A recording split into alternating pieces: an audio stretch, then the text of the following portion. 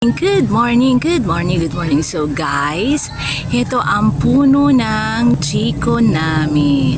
So panahon yata ng chiko ngayon, kaya namumunga ng bonggang-bongga yung chiko namin. O, diba? Ito, ayan. O, may chiko, may bunga siya. Tapos ayan pa. Tapos meron pa ditong, ayan o, bago pa lang. O. Tapos kanina nakita ko dito lang sa may laylayan namin meron chiko na. Ayan.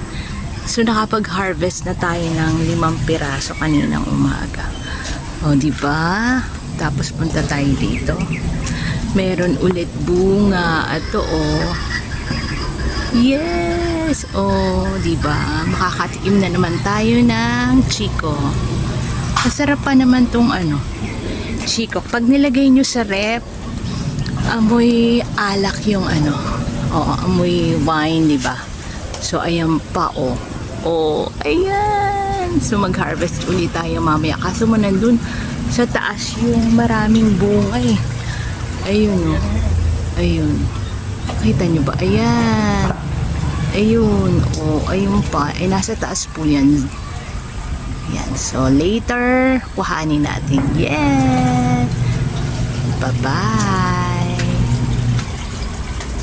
Guys, ito yung nakuha natin na chiko. Diba? Mamayang hapon mamumahuli tayo. Kasi hindi tayo pwedeng magtagal pangunguha ngayon. Kasi maglalabas Inday. So, ayan muna. Pansamantala, mamaya mangwahuli tayo.